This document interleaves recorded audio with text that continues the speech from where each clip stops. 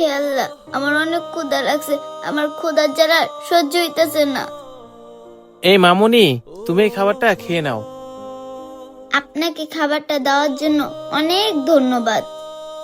আচ্ছা মামুনি, তোমাকে দেখলাম দোকানে দোকানে তুমি খাবার চাইয়া বেড়াইতেছো।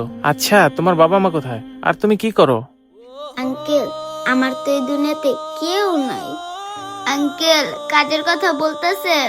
কাজের জন্য আমি অনেক জায়গায় গেছিলাম, কিন্তু আমি ছোটবেলায় কেউ আমার কাজ দিল না। তার মানে তুমি এই পৃথিবীতে একা, আর কোনো কাজকর্মও করো না?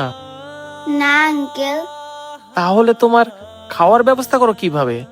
আঙ্কেল, যদি আপনার মতো কোনো ভালো মানুষের সাথে দেখা হয়ে যায়, তাহলে একটু খাবারের ব্যবস্থা করে দেন, না হলে আমাকে না খেয়ে থাকতে হয়। তার মানে আজকে যদি তোমার সাথে আমার দেখা না হইতো, তাহলে তোমার না খেয়ে থাকতে হতো?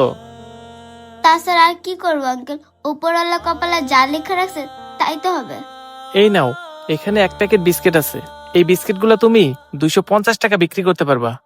এখান থেকে 100 টাকা তোমার লাভ হবে, আবার 150 টাকা দিয়ে এরকম একটা বিস্কিটের প্যাকেট কিনে বিক্রি করবা।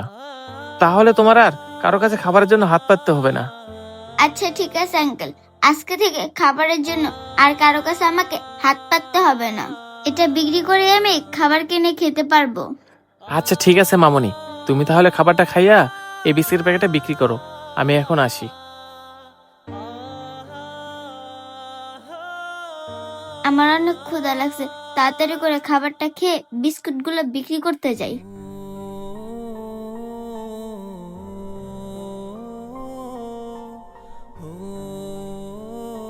মামনি, আমাকে 1 লিটার পানি দাও তো। আরে আঙ্কেল আপনি? আরে মামনি, তুমি কি আমাকে চিনো? আরে আঙ্কেল, আপনি আমাকে চিনলেন না?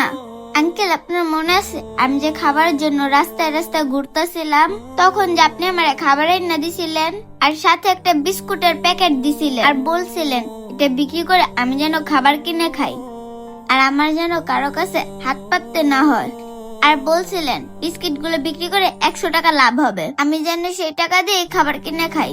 আঙ্কেল, আমার ঠিকই 100 টাকা লাভ হয়েছে, কিন্তু আমি 100 টাকা দিয়ে খাবার কিনে খাই নাই। সেখান থেকে কিছু টাকা সঞ্চয় করতে করতে আমি আজকে এত বড় দোকানের মালিক। বলেন আঙ্কেল, আপনার কি লাগবে? আমি আজকে আপনাকে ফ্রিতেই খাওয়াবো।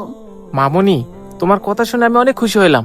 তবে আল্লাহ তাআলা যদি কাউরে কিছু দেয়, সেটা তো আর সরাসরি দিতে পারে না। আমার মতো কারো না কারো মাধ্যমে সেটা দিয়ে থাকে। আর তাছাড়াও আল্লাহ তাআলা ভিক্ষুককে না, যে পরিশ্রম করে তাকে অনেক পছন্দ করে। আর তুমি যে পরিশ্রম করছো, এই যে বিস্কিটটা বিক্রি করে যে টাকাটা লাভ হয়েছে, অন্য কেউ হলে তো পুরো টাকাটাই খরচ করে ফেলতো, কিন্তু তুমি